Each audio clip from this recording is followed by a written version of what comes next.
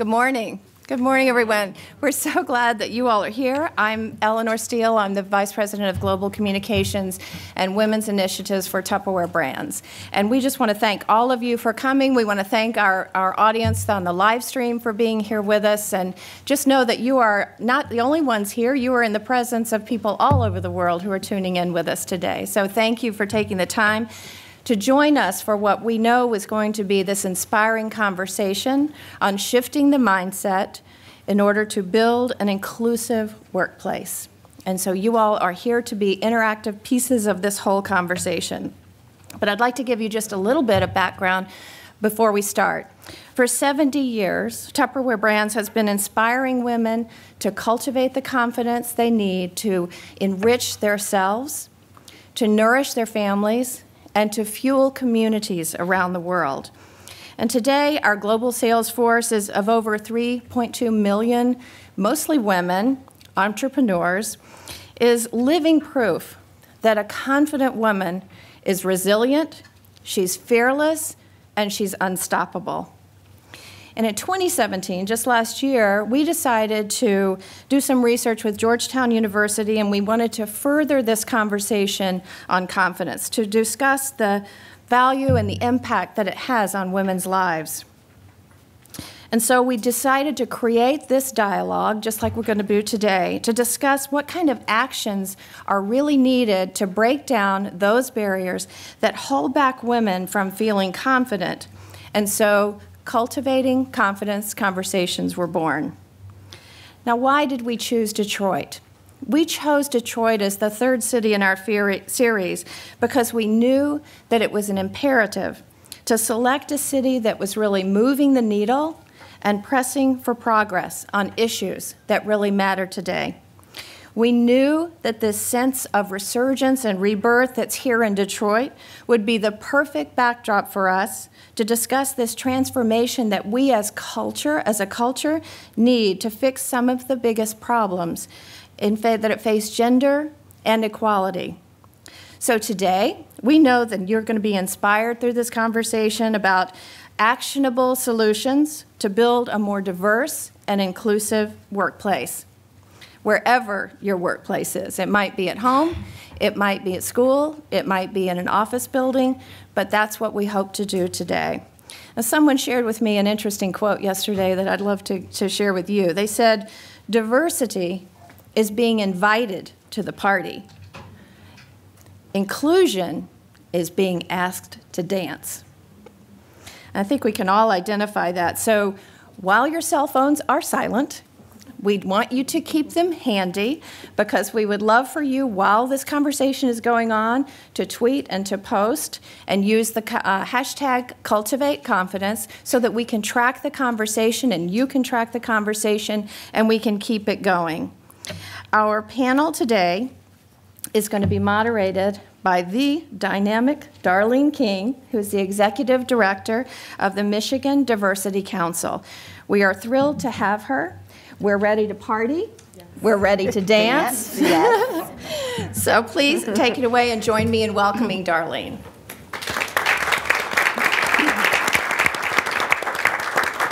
Thank you, Eleanor. Thank you for attending with us today. And so since this is such a dynamic and important topic, we're just going to jump right into the conversation. But I would like to introduce you to our wonderful, esteemed group of panelists today. We have Ms. Kuhu, Mr. Rick Goings with Tupperware, we have Nia, and we have Pamela. Understand that you all have programs, so their bios are definitely in there. If you haven't had the opportunity to read them, please do so. And so again, we're talking about shifting the mindset for confident conversations. And so I want to just start by asking a general question for all of you. And you can jump in at any particular time, really geared around diversity and inclusion. What do you believe the true definition of diversity and inclusion is? Shall I start? Yes, please. Okay. I think the first thing is that it's not an afterthought. That's sort of the first thing that comes to mind for me, that it can't be an afterthought, and for so long it has been an afterthought. But I think also, for me, it's about listening, listening to other people, kind of understanding that we don't know everything, and humbling ourselves to recognize that we don't know everything. Right. And even when we do know a lot about a topic, because many of us might, that there is still more to learn, and that there are different perspectives on just one topic that you need to include to better yourself, to better your business, Yes. to better your workplace, and to better the circumstances for everyone involved. Okay, awesome. Rick, what do you think about that? I think you could, because we're in Detroit, you could almost put a stick in the ground and start by saying Detroit wouldn't have had many of these problems that it's had over the past number of decades if it had more diversity in industry. This was Right. a one industry town, and it built, it was wonderful, but there's a sense of you're not balancing all the resources available. The objective ought to be sustainability. Clearly from a business standpoint, sustainability so that in the future there are opportunities for individuals, that you utilize all the potential, very much like you were saying, everybody brings something to it.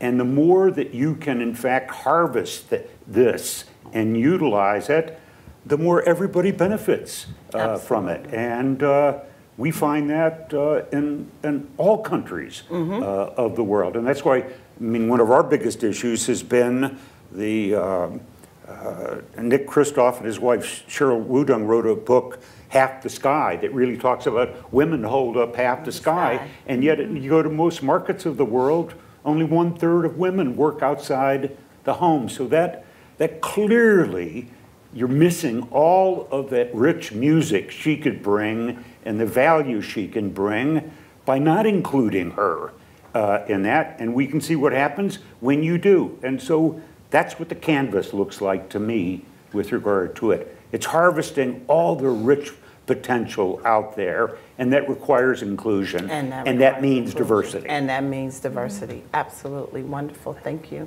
Nia. Yeah, I think for me, diversity is about balance, and it's about richness. And in organizations, in relationships, you need to be able to strive for balance and to put systems in place to make sure that you're achieving it as well. I mean, I think in the context of organizations, diversity and perspectives and viewpoints is important to make sure that you also understand where your blind spots are. Right. I mean, my background is in media and entertainment before I moved into the beauty space, and we had 22 linear television properties, and it was really important to make sure that we had a diverse workforce that was representative of the audience that we were making content for.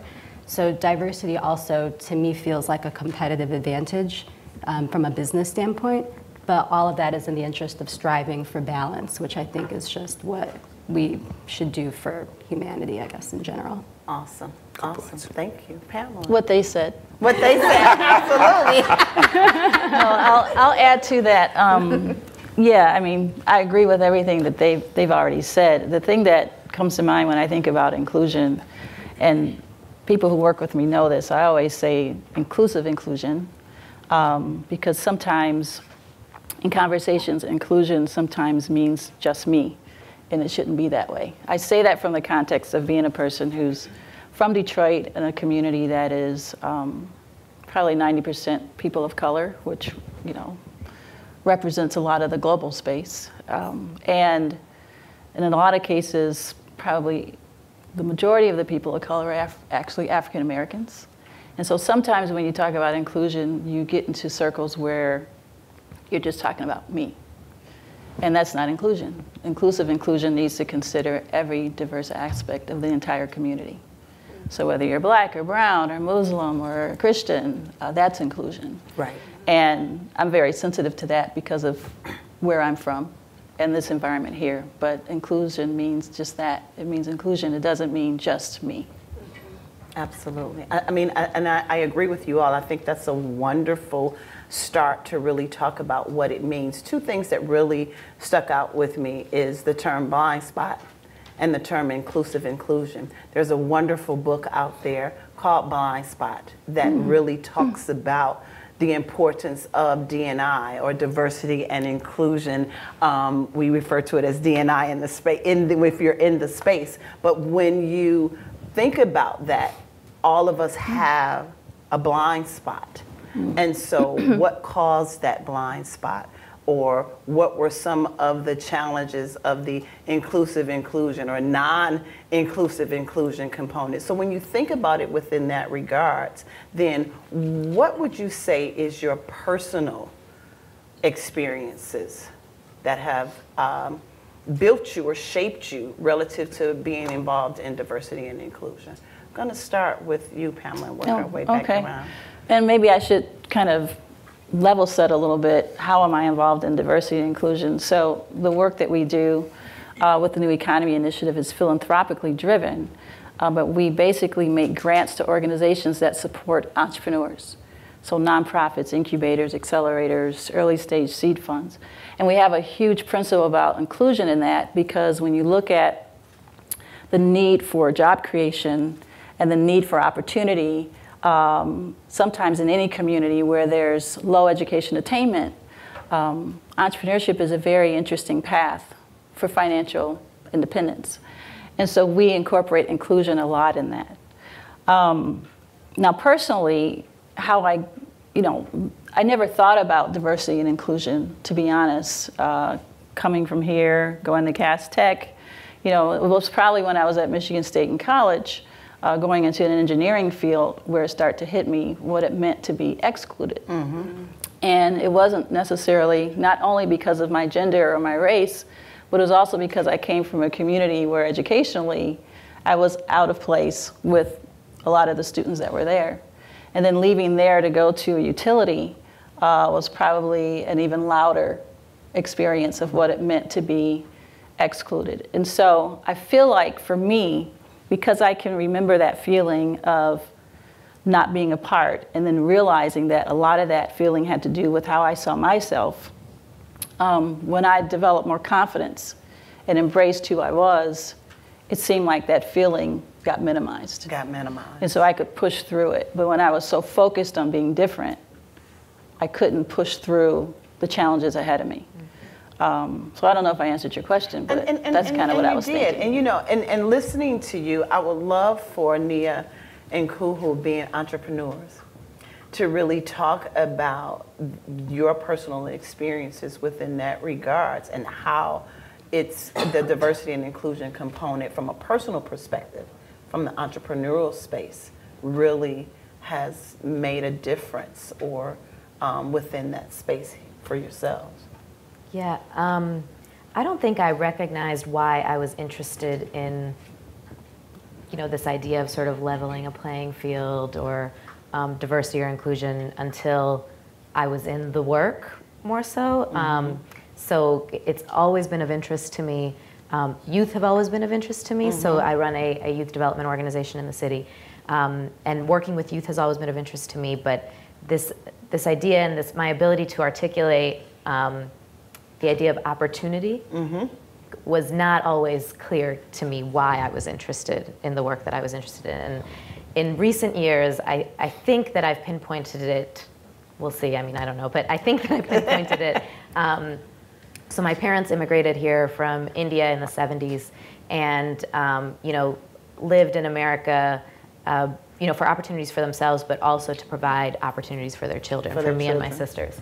And I never really thought twice about that, right? That was just life. I was, I had these great opportunities, and other people, my mother and father, worked very hard to provide that for us. And that was not, that was something that I think many of us take for granted who are in that position, that that's the case, that someone was sacrificing something to make that happen for me. And so I think as I've continued in this field, it's become clear to me that providing opportunity is not something that everyone has the privilege of having. That someone has provided an opportunity, and so there are a lot of things that exist. There's the achievement gap we talk about quite a bit, and that is a real thing, and is still a real problem.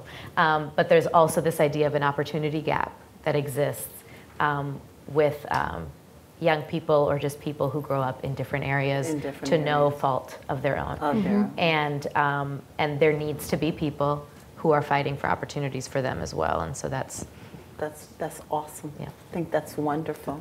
Wonderful. Darlene, let me come off go this. Right ahead. Both of these points. I mean, Pamela, you really lead me down, I think, such a good road when you talked about, first, your initial things, that it's not just about me with regard to diversity. And if we accept the fact that most of life should be really about becoming the best version of yourself, to moving from wherever you are now to wherever you could become. And one of the barriers to that is this diversity that you felt that not included. You felt really different going to school, engineering for women, all of that. If you can, in fact, back to your point about balance, if you can level that playing field so that you give individuals that they do feel this is part of me, I am included in here, I do have a seat at the table, then you can get on to common denominators of higher purposes than just diversity. For example, that's when you start to get women of no matter what color or religion to get more combined about women's issues then, and so you get greater power to that, you know, that's, they say people will work for a living, but they'll give their life for a cause. And the more you can knock these barriers out of the way, then we can all come together to work for higher purposes out there. And that's what brings peace, that's what brings prosperity, because you don't have these little cells where people are excluded. So I think it is powering up the potential when you do have inclusion, and it appreciates the rich diversity and the gifts each one of us do have. Absolutely. I always like to say that inclusion is the real work.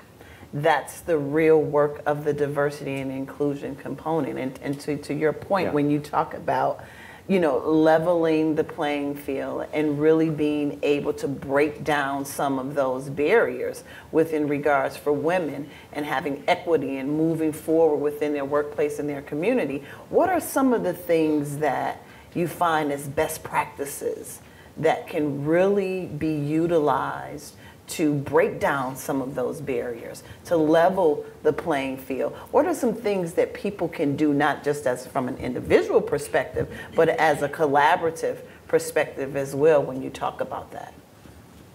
Well, I think you have to, we spend a lot of time on this subject at World Economic Forum, bringing all these different, almost 200 countries together. I do believe that one of the starting points of all of this is changing the mindset. Because when you, in fact, treat, whether it's women, whether it's individuals that have a different religion, different ethnicity, when you treat them as victims, you've got to get away from it as social justice alone. And you've got to be able to make the business case. Because when you just make it social justice, then you're making them victims, and victims don't have as much power. So I think the starting point is, wait a minute, there's an incredible awakening here if I look at it from the bigger case of what, and then what you do is you start to fill the pipeline with those individuals who have been excluded from it.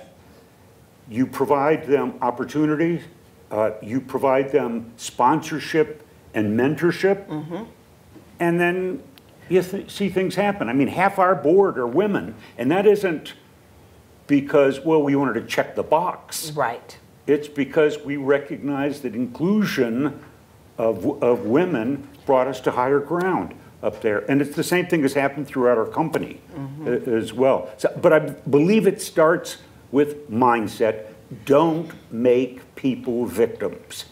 And when you don't make people victims, then you give them the ability to have the confidence to have that conversation. And so, Nia, for you, when listening to what Rick is talking about not being a victim and having the confidence to move forward and go out there and make some things happen, give us some your feedback on how that's important to you and how it's affected you within that regards of not having that victim mindset, but being confident to say, this is what I want to do, and how did you do it? Well, I think that in the context of others, I think it's about allowing people and encouraging them and helping them to feel empowered. Yes. And I think that people feel empowered when they can provide for their families, and so I think jobs are really important. You know, when I sort of made the transition from like corporate into entrepreneurship, one of the things that I was really passionate about and proud of is that I was going to be able to create jobs for people. You know, and in the beauty industry, and a lot of the women that we employ, you know, women and men. You know, they're head of households for their families, and like so, this is very much like their livelihood. You know, and when we built our, you know, blow dry salon, Detroit Blows, what lives alongside of it is our companion philanthropic arm, Detroit Grows. And Detroit Grows directly reinvests in women in the community here in Detroit. So we achieve that through like micro grants for entrepreneurs, but also we make grants to existing programs that help women either enter or re-enter the workforce. And so we made our first grant to an organization here, Alternatives for Girls, and it's a transition to living program here. And we've identified 2 women who are going to essentially become sort of like interns within our organization, and we're also going to help, you know, contribute financial resources to them being able to get their cosmetology licenses. And so this is an opportunity for those women to not just learn the technical skills that come along with you know, becoming a cosmetologist, but also to learn the business side of it as well, which I think is really important. But what that's also doing is helping to strengthen that path for empowerment for them, so that as they learn, you know, new skills that allow them to provide for themselves, they're able to also, you know, help contribute to those around us. You know, we're very strong believers in, you know, the idea of the multiplier effect. You know, the Bill and Melinda Gates Foundation was a partner and partnership that I managed in my previous life, and what I really love sort of about their kind of evangelizing this idea is that if we invest in women and girls, we are having a more significant investment in the communities around them, all the people that they touch, all the ideas that they have. And so for me, it's really about how we can empower, you know, people in the context of, you know, salon services that we provide from a business standpoint, but also like where those dollars go and the broader responsibility and opportunity we have to contribute to the community here in Detroit. Which is awesome. Hey, you mentioned a big point. 90% when you provide it to women, your multiplier effect, they will invest 90% of their resources in their families. In their families. And then, I mean, if you want to make an investment, invest it in women, because she'll go out there, her children learn from it, she'll invest in them. That is the sweet spot of investment. There's this woman, Ruth Ann Harness, she's like a philanthropist and activist out of New York, and she has this wonderful quote where she says, the final frontier of feminism is finance. And like, I truly, truly believe that. Absolutely. Yeah. And these have to be very intentional things, though. I mean, it's easy for us to talk about inclusion, and you have good examples here, but I think it's an and strategy. I mean, there are still victims, right? You know, of the problems that we have in this city, in this country, in this world. At the same time, there's an economic imperative too of including more people. I mean, when we look at, to your point, with the world of entrepreneurship that we invest in, and I'm looking at some of my friends here who spend a lot of time supporting women, you know, the average woman that's starting a company is probably being more inclusive in who she's employing. Gender, race, whatever. But still, the interesting thing is, with venture capital money, women still aren't getting it. Right? No. And it's been proven that companies that are led by women or have women in co-leadership are actually more productive. But you're an exception. Most boards don't have half of them as women. And so there's an intentionality that has to happen. And so what's the role that we need to individually do, or we can do within our points of influence to kind of call that out, because it's not just going to happen on its own. So I would assume that Tupperware was very intentional in seating a board that was half women. You didn't just leave it to chance, right? No. Yeah, right. You didn't just leave it to chance. You start with an end in mind. That's right. But you And get, so, people can, I think there's a big differentiation between, people are in fact, because of policy often, and sometimes personal choice, they are victims, but the way out is not to have that victim attitude. Sure. Is that we've got to facilitate ways out. And that's why on the finance bit, I've kidded Mohammed Yunus, who got the Nobel Peace Prize for microfinancing, and I've kidded him at Davos. I said, well, you just loaned him the money. We do that, and you don't give him a business model. We do give him a business model. Can I have your prize? He wouldn't give it to me. No, right. But very interesting. What I'm hopeful of is there's going to be more business models out there, so that when we're talking about high finance, for her to start a new business, we're not talking millions or even hundreds of thousands. There are opportunities out there. If you can microfinance her right off the bat, give her some kind of a business model that she can start with, things start to happen. We did a study in Mexico and in Indonesia. Actually, the Global Fairness Initiative did it and wanted to find out in our enterprise what happens when she's involved 2 or 3 years. And they said, well, you guys microfinance her, you give her free training and a business model. She goes out and tests it, feels confident. When she feels confident, she has influence. Well, they wanted to look at, well, what's the other impact of that? 4 things came out. In Indonesia, that's a Muslim country, and Mexico, Catholic. 4 things. She moved from I'm not good enough to I am good enough. I am. Big delta in her confidence. And that said to us, confidence can be cultivated. Absolutely. Okay? 2, she became connected. 70% had now either smartphones. I mean, we're talking about, in Kalimantan, which is Borneo, women with cell phones or computers, 70% were connected to other women. And women connected, trust me, we have 3.2 million, they are powerful. Thirdly, she moved from lower class to middle class, and this was the most important. In a world where 1 out of 3 women is abused sometime in her life, he went from actually resistant abusive behavior to respect to actually helping her. And we found the same thing in Asia as we found in this. So I think there's things we can do. We've got to come up with better business models out there to facilitate it. Just like you were talking about earlier, what needs to happen in Detroit. We've got to come up with more of those entrepreneurial models like you're creating here. And I think what you're saying is just so very important, and I hear 3 words. I hear connected, I hear cultivate, and I hear intentional. And so when you think about elevating women and creating confident conversations and confidence within themselves and elevating them within the workplace and within the community, and the intentionality is the important piece of it all. So when you look at that, what would be some suggestions that you would be able to offer from an action perspective as to how can you really be intentional? What does intentional mean to you when you think about elevating women in the workforce and within the communities and giving them a sense of empowerment? Sure. Excuse me. I work with youth, and so I kind of put it in that context. Yes. Because we're sort of working with that Gen Z. Gen Z, absolutely. Absolutely.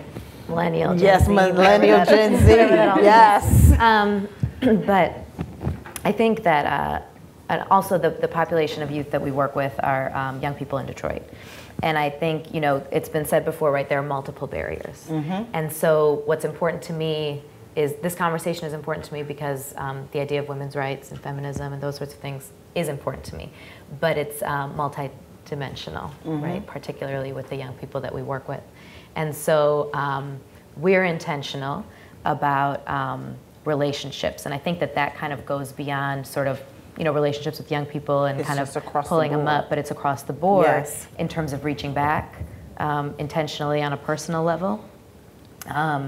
It's being intentional about hiring and boards and all of that. And so we're a small organization that will continue to grow. And so we get to start, as an entrepreneur, you get to kind of start with a blank slate, right? And you get to make those decisions, and you're not sort of at the whim of a larger corporation that may or may not feel the same way as you. But I think with our young people, it's intentional about relationships and instilling confidence into them. Them. That is the group that's going to be coming through the next pipeline from a workforce development perspective. It's ironic you mentioned Gen Z. My nieces and nephews, they're all in that Gen Z range. That's that 17, 18, 13, 14, 15. They have a different mindset about race, gender, equality. They don't see it like some of the other generations from a traditional perspective all the way down through to the millennial perspective. In my mind, they are the generation that's going to move the needle even further when it comes to equality and developing the pipeline. So to be intentional to work with young people and developing their skill sets and their relationships and developing those relationships to move them through that pipeline is one thing that we all can do, because in some shape, form, or fashion, we know a young person, whether they live next door, whether we go to church with them, the synagogue with them, whether they are a family member. That is an intentional thing that we can really, really be able to do to kind of move that forward. Anybody else have any input on that? Yeah. This is, and part of it because we're in Detroit, the elephant in the room on this whole subject. Yes. To really get in inclusion. Yes. And there, my wife Susan was an ABC broadcaster, and so I have a lot of these pithy conversations with her. I think she has them with me, digging into subject matter and her prepping me and quizzing me. But we were really digging into it last night on this whole, the importance of family structure. You just don't have a kid pop out as Gen Z at 18 and say, okay, world, here I am. No. What is the role of getting a child ready? And I'll tell you, you know, there's been so much talk about, you know, during particularly this administration, did I raise my eyebrows? About China and the risk of China. The risk of China, I'll tell you, to us in this country is the highest percentage of children raised with two parents is with Asians. You know, less than 20% are raised in a single parent environment or with a single mother. You go up the range, it is not as good with Anglos.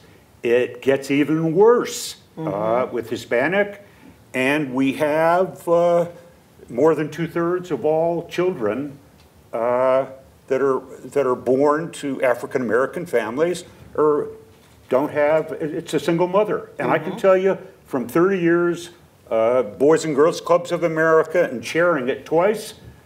This is a problem. We've got to have role models. How do you teach these kids?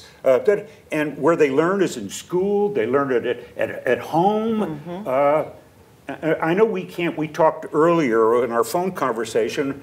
We can't wait for us to fix this family situation, but it needs attention, and it needs talking about right now. Because I'll tell you, even our Boys and Girls Clubs here in Detroit, we're having a tough time because we're having to carry the weight for the lack of male role models in the homes. So the intentionality would be being intentional about supporting single mothers, being intentional about supporting them in whatever it is that they need in order to raise that generation that so they're ready, working with, so they can be included.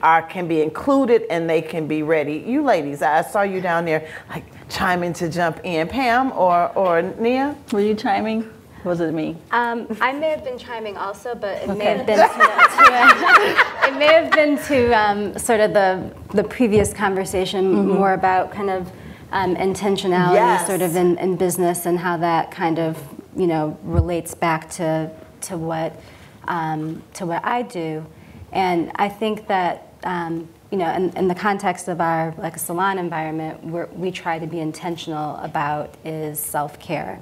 And self-care, we feel, is like a revolutionary act. We're a non-toxic footprint, because our skin is our body's largest organ, and what you put on it is just as important as what you put in it. And that idea goes back to the idea of purchasing decisions. It goes back to origin stories and brands and why information is important. And we're talking about what we do here in Detroit. We make cars, and the millennials, they spend on average 11 hours researching a car before they make that decision. So it's important because brands have to be intentional. They have to be intentional in the way that we communicate with our clients and how we educate them about the products that we're using and that they put on their bodies that inspire confidence. Like, that knowledge is power, and also taking care of yourself.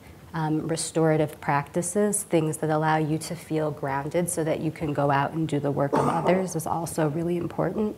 And so I think intentionality can happen on many levels, and we have to be really cognizant of that as brands and how we interact with consumers, because those are the people that go out into the world and do this work, that are building programs that are supporting single mothers, that are going out and empowering entrepreneurs to contribute to society and to our communities in really impactful ways. As well, absolutely. Yeah, I want to add to that in our work, because I was thinking of three things. I'm proud of myself because usually I take notes, and I'm not doing that, and I actually am going to remember what I'm about to say. Conversation, programs, and storytelling. And so I'll back up and explain what I mean by that. So in our work here, where we're making grants to organizations that are supporting entrepreneurs, one of the advantages we had, because we represent philanthropy, we're not the public sector, which is focused, when it talks about entrepreneurship, is usually focused on specific industries, where it's advanced manufacturing or healthcare, et cetera. We're not the private sector, that sometimes focuses on their own, although it's good, but their own self-interest in the entrepreneurial endeavor. So philanthropy made a decision to invest a lot of money in this, and we carried this flag of inclusion and intentionality. The acts of intentionality started with conversations. Yes. What did we mean? What did we mean by it? And not to assume that what you said inclusion was and what I said inclusion was, not to assume that was the same thing. And we found that it was interesting because it was easier for people to embrace inclusion when it came to small business and lifestyle businesses. It was harder for people to embrace inclusion when it came to tech businesses and growth businesses. If you Google entrepreneur, who are you going to see? Sometimes it's that guy with the skinny jeans, right? I think he has a beard now. I don't know. They call them hipsters. But so the conversation was the first thing. What do we mean by inclusion? And what don't we mean by it? And don't assume that, for some people, inclusion meant was really talking about people that were left out economically, underemployed, unemployed. And then for some people, inclusion meant people that were quite educated, but still quite disconnected. So that was the first layer. The second layer was programs. As philanthropy, how can we support programs that we're now using that backdrop of inclusion and really working hard, not to just we do have women's programs, but not to just have that, but in every program, how are you thinking about how you reach people? Don't expect people to always come to you. I'm going to get on a soapbox a minute too, because I've been struggling with the word inclusion personally. Because inclusion means that someone has decided to include you. Opposed to you having the opportunity. And if you think to about say that, yes. Yes. somebody is still in power deciding to include you. And so when you, for me, when you think about how do I join you, that means that you can be included with me, and also I will be included with you. So in the programming, how do we not just expect people to come downtown to learn about entrepreneurship, but do those programs where people are at, in the neighborhoods, very intentional. It's very intentional. And then the the last layer is storytelling. So then, because you don't really see what's happening until you start to put the faces on a beautiful image and profile those women in all those countries working with your products, or the women that are starting these social enterprises and these for-profit companies. And all the beautiful, diverse faces, so that when you Google entrepreneur in a community like ours, our hope is that you see a room that looks like this, and not just that hipster guy, which we love. We love him too. Right. But it can't just be him. Neat. So those are the three: conversation, programs, and the stories. Because you have to be intentional about putting those stories out and putting those faces out and showing the difference. And that's a dynamic statement that you made about the inclusion component. Are you still inviting me to be included, opposed to me having the opportunity to join and being able to meet people where they are, opposed to trying to make them be where you want them to be. Right. That is the total polar opposite of what inclusion is all about. And we really need to focus on just how do we make that happen? How do we invite people to join, opposed to saying, I'm going to pick you to be a part of this process. So when you think about that from involving women and getting women to be involved, especially women and women, minority women, that they are still so underrepresented across the board when it comes to being on boards and in C-suite positions, and we talk about that intentional component. How do we encourage women from having a confident conversation about just joining opposed to being invited? How do we encourage women? I feel like I'm talking too much. No, it's not you, but anyone. Yeah. You're not, go ahead. Well, I mean, I feel like, how do we encourage women? It's two sides to me. It has to happen on both sides, because sometimes, and I'm a woman, so I think I can say this, I feel like we're our own worst enemy. Because we will cancel ourselves out of things. And I always have this thing, no offense, but it's like, okay, think like a dude, right? Now, how would he approach this job offer? He wouldn't say, I don't know if I quite got all the skills, but so he would say, I could do that, sure. And you need to pay me X, and I think, so granted, people need to create an open door for us, but also we need to get out of our own way and push through some of the insecurities that have been imposed on us because we're women, and to think differently and to take that risk. And it's very scary, but, I don't know. And it is, yeah. Rick? I've often, pressed, clearly the 25 years I've run this company, to be proactive and go out there and recruit them. And when I say recruit them, that I can be in Indonesia, and I don't speak Bahasa, but probably do 1 or 2 a year, where we'll invite many of the women who are involved in our sales. We have 250,000 there. Wow. We'll have her bring friends, and we'll do an hour and a half or so session that really talks about the power of you. Has nothing to do commercial about the company, and it talks about letting that music out, and I'll use simultaneous translation, music, and actually sometimes we'll have her bring her husband just to train him as a Muslim how powerful she is because by law in Indonesia, he's the head of the family. And where he starts to understand my life will be better if I let out all this incredible music and I support her rather than being a barrier. What we find out is once she gets out there, she tastes success, then she has that influence and confidence, and then she shares it with others who says, hey, you're just like me. And it ripples and it grows, and I mean, that's the story of our success out there, and that's not a business commercial. No. That's kind of a practicum of if you create the right kind of a business model, she'll go out there because women will share it with other women. Women will share with other women. And so we try to get them more proactive about doing that, and not to lay back and but go out there. You know, Cheryl at Facebook wrote the book Lean In. Lean In, And yes, so she did. we encourage that market by market across the world with an approach that's lean in, and then we show her what to do with it, and then we show her how to share it with others, and go back into your communities and share it and share it and share it. Almost like the dialogue here. That's what we want to see happen, is have these kind of conversations with others. We don't have all the answers, but it's a conversation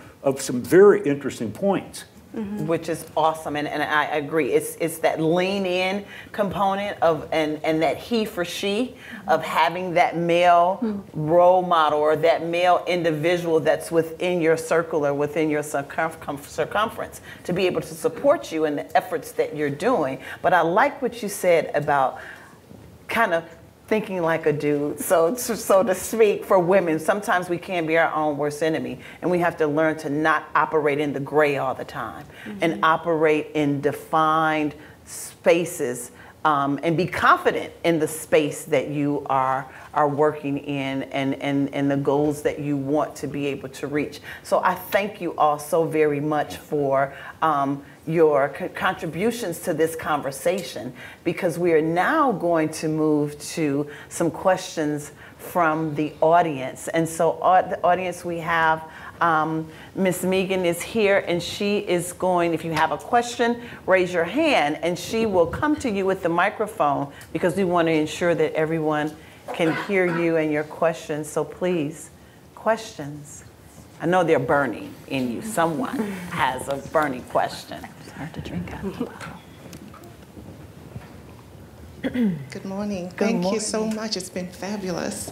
So my question is to Rick, because I know you signed the CEO Action Pledge. How are you using that as a platform to continue to spread the importance of diversity and inclusion? How, say again, a little louder. I was saying... Too many years on a naval warship with no earplugs, okay? Okay. I was saying congratulations, because you signed the CEO Action Pledge, and our CEO as well, CEO for Flagstaff Bank, was able to sign the pledge declaring that we will support diversity and inclusion. So how have you used this as a platform to continue to spread the word for other CEOs to be able to join this and be action-driven CEOs? Could understand it. You have a television announcer's voice, by the way. I congratulate you for that. Very important to not just be me. Back to the multiplier effect. How do we do that? I've looked for forums. I've looked for like-minded individuals, and you made a very important point, the he for she. Most all the jobs in Fortune 500 companies are controlled by men. I mean, there's 30 women that are, I am proud to say that in 2 months, I will turn over the CEO title to a woman. And because she's the right person.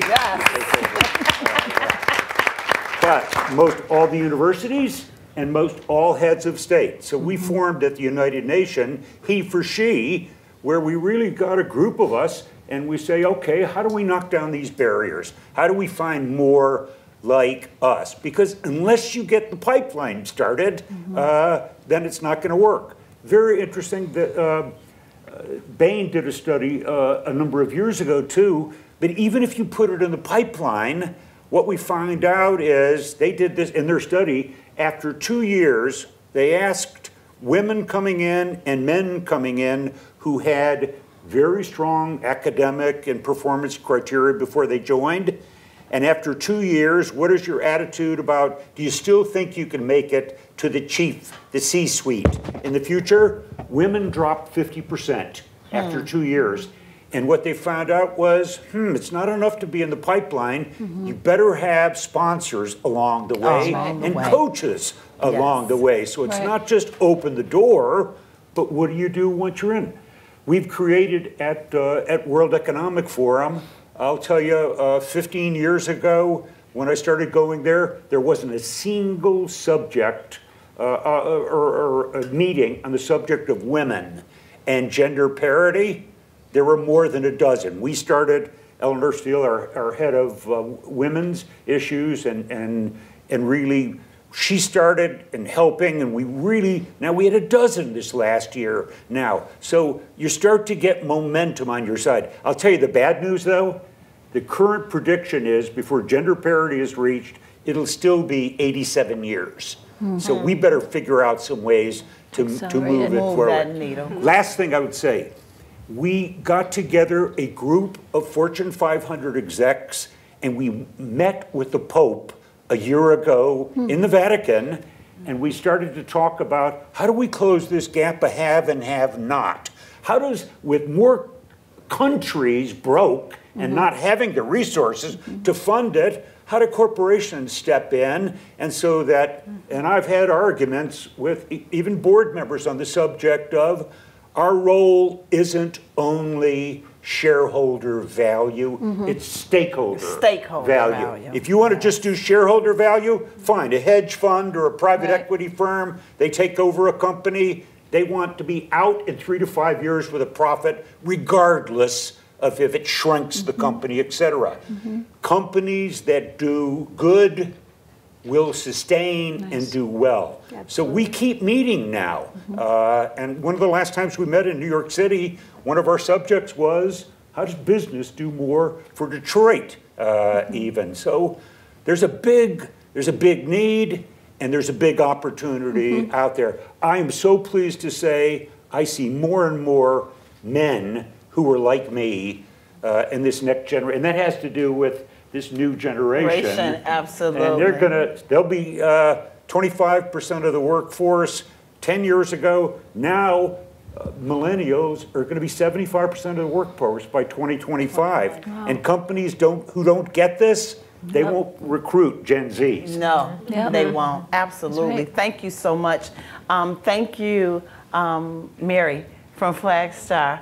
We appreciate another question. Hi, my name's Samantha Robinson with Shador Detroit. So as you mentioned, Generation Z is really progressive and kind of sees past this barrier of gender and race.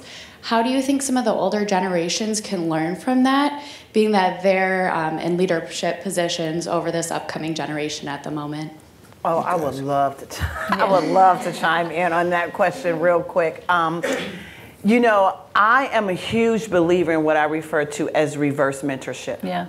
I really believe that the Gen Z, as well as the millennials, there's so much that we as Gen X and Y and baby boomers can learn from them because of the experiences that they have and that they're going through with technology and the world evolving and the economy and the global markets just really evolving. When I look at the Gen Z generation specifically, to your question, the things that we can learn from them is not being inhibited by our own fears and our own perspectives on what we think people are or what we think people should be. They do so very well, in my opinion, of just accepting people for who they are. And when you do that, then you don't see race, color, gender, religion, sexual orientation, you just see a person. And so then that's when the real thought of collaboration can begin. That's when the barriers that we talked about that are broken down, that you don't have those barriers. And so that's when real entrepreneurship and development and growth and expansion and cultivation and having confidence to be able to change the world. Those are some of the things that the previous generations can really learn from Gen Z. It's just removing all of those barriers in order to get to the real thing. And if I could add to that, I'm a mother of millennials, and I also have millennials on my team. And Yes. It's been really fascinating to just get out of their way. Yes. And I guess I feel like, you know, this whole subject of inclusion and getting a seat at the table, I think too often those of us in leadership don't allow them at the table. And to your point, the perspective that is really uninhibited. It is. And is naturally more inclusive, because I grew up at a time where it's just so compartmentalized. But giving them that time and space to just create, to be a part of the table, to make decisions, to drive the conversation has made the world of difference in our work. And it's made a world of difference in my life too, as my kids have gotten older. But yeah, there's a lot to learn, but I think some of us need to get out of the way. Yes. She makes a really important point. Yeah. When I started in business, and for much of my career, when you'd have a new individual that was a new recruit to the company, you would sit there and tell them, basically outline what they were supposed to do. When you're recruiting Gen Zs right now, you're better off asking them, what do you think we ought to be doing? Absolutely. It really has changed. Great points. Thank you. Can I add I one also thing? think Kuhu and Nia, if you want. Yeah. I think also in thinking about inclusion, there's a population of Gen Z that aren't keeping up with where we're going as a country, tech especially. And so I think when you think of Gen Z as a larger population, there is privilege still within that, and we're losing out on a huge population of that Gen Z group because they can't keep up, because they don't have the resources and opportunities to do so. And so just with the conversation being about inclusion, that's really important to keep in mind. That yes, Gen Z is, they think differently. When they feel underappreciated or unappreciated, they'll tell you. They don't have those inhibitions. However, they won't be able to keep up. They won't be able to bring those skills to the table if they don't have the ability to keep up with where we're going. And that's providing them with some opportunity. That's and education. And education, absolutely. Nia, you have? Well, I think that everyone made excellent points, and I guess just to kind of build on them, I do think that it's very much about recognizing blind spots, not to belabor a point, but I think that it's important for companies in terms of growth strategies. And so bringing that fresh perspective to see what it is we're not paying attention to, or what perhaps like more seasoned executives aren't paying attention to, but also recognizing who's not a part of the conversation and what we need to build for also, like to your point, which is to make sure that, as the landscape changes, as we progress over the next few decades, making sure that everyone's able to participate, because those, from a market share standpoint, could potentially be lost customers also. So it's making it a business imperative sometimes will also help to, just from a humanity standpoint, allow us to become more progressive. But I think that, when things are sort of tied to metrics, people tend to pay more attention. We pay attention to what we measure. We have to start by asking the question so that we know if we have some benchmarks. And I think that this younger generation is going to be uniquely positioned to come up with more innovative ideas that are going to allow businesses to grow, but also to make sure that we're being inclusive and making sure that everyone is a part of the evolution of these businesses and of society as a whole.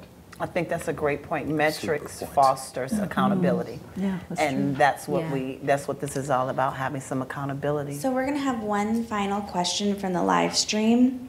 And the question is, when looking to apply to a new job or organization, wherever it might be, if you're an entrepreneur, if you're a nomadic worker, how can you be sure you're entering a workplace that actually values inclusivity? Can you? Yeah, I don't know how you can be. How can you be sure? I think it goes back to kind of your whole thing around what is that organization doing and how are they projecting themselves through their brand, you know, through what they're involved in, what are the images that they portray.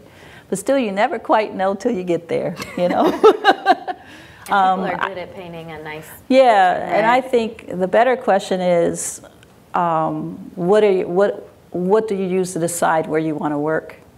You know, because I'll flip it a little bit. And so what are the values that you go into an organization with, and how do you identify those values and be sure of who you are and what they mean to you? And then if you're in an environment that it doesn't align with, to have enough nerve and courage to look for something different.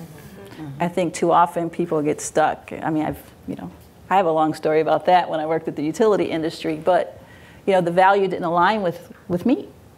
And so it wasn't until I got out of there that I actually realized that I'm actually kind of bright. I didn't feel bright in that environment. But anyway, I think to flip it, it would be know yourself, embrace who you are, know your values, and then assess that once you get there. But I don't know if that's good advice. But and I think the I don't know other if you thing could ever too, know. coming from a space where you work with organizations and assisting them in the space of diversity and inclusion and helping them to be able to really promote that message, I would recommend to the questionnaire person to really do your research. Look at their website. Look at their annual report. See what their minority hiring practices are. See if they have ERGs, so on and so forth. And so with that being said, I thank you all, and we're going to turn it back over to Eleanor Steele. Thank you. Oh, thank you so much. Thank you, Darlene, for being the most amazing moderator. Thank you all for being here, for listening. And now here it comes. It's your call to action. We don't want to leave you without some resources, because I know you, like me, are going to walk out of here and think, I want to do something, I want to get involved, I want to start my own conversation. So we've created some resources for you, an online guide that help you just to get started with your own confidence conversation among your network, among your family, among your community, your neighborhood. And if you go to TupperwareBrands.com, it's under the social impact section right at the top. You will see that guide, and please feel free to use it and share it with your friends. And then also, when you came in, you received a comments card today. We would love to have your feedback. We welcome it, good, bad, or indifferent. We really want to know what you have to say.